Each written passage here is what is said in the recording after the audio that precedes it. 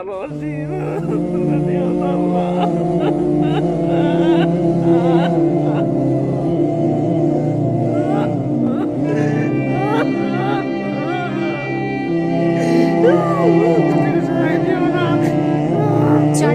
অথই পানি, থই থই করছে মাঠঘাট, পথ প্রান্তর বসত ভিটাও। টানা 5 দিনে রেকর্ড ভাঙা ভারী বর্ষণ, পাহাড়ি ঢল আর বঙ্গোপসাগরের অস্বাভাবিক জোয়ারের চাপে লণ্ডভণ্ড চট্টগ্রামের বাঁশখালী।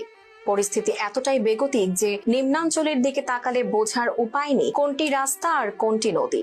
পানি মাঝে মাঝে কিছুটা কমে আসলেও জোয়ারের কারণে আবারও তা বেড়ে যাচ্ছে। উপজেলা প্রশাসন 14টি আশ্রয় কেন্দ্র প্রস্তুত রাখার দাবি করলেও মাঠ পর্যায়ে লাখো পানিবন্দী মানুষের তুলনায় তা পর্যাপ্ত নয়। বর্তমান পরিস্থিতি নিয়ে বাঁশখালী উপজেলা নির্বাহী কর্মকর্তা মোহাম্মদ রুহুল আমিন জানিয়েছেন, ঝুঁকিপূর্ণ এলাকার মানুষদের জোর করেও আশ্রয় কেন্দ্রে আনা যাচ্ছে না। মানুষজনকে হাতে পায়ে ধরেও আশ্রয় কেন্দ্রে নেওয়া যায় না।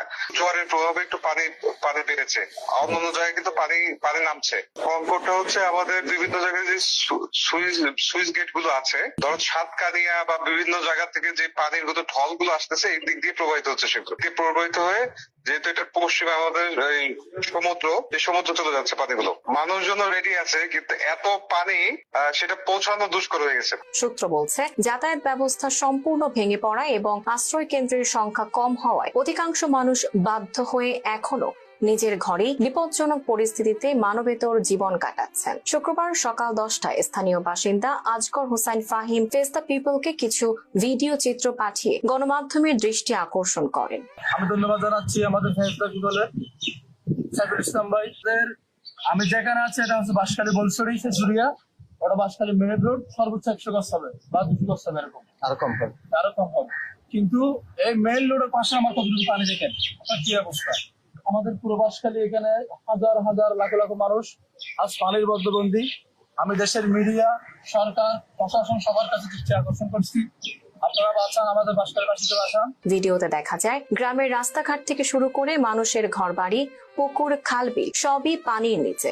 কোথাও কোথাও পানির উচ্চতা কোমর ছাড়িয়ে গেছে। ফাহিমের ভাষ্যমতে বাঁশখালীর সাধারণ মানুষের এখন স্বাভাবিক চলাচলের কোনো উপায় নেই। পানিবন্দী এই লাখো মানুষের হাহাকার আর অসহায়ত্বের কথা তুলে ধরে গণমাধ্যমের জরুরি দৃষ্টি আকর্ষণ করেন তিনি। প্রশাসনিকভাবে এই উপজেলার 14টি ইউনিয়ন ও একটি পৌরসভায় মোট 212টি গ্রাম রয়েছে, যার সিংহভাগই এখন সম্পূর্ণ পানির নিচে। অন্তত 1 লক্ষাধিক মানুষ গত কয়েকদিন ধরে পানিবন্দী অবস্থায় চরম মানবেতর জীবনযাপন করছেন। অনেক এলাকায় পানি কমার কোনো লক্ষণ তো নেই, উল্টো কোথাও কোথাও পানি বেড়েই চলেছে।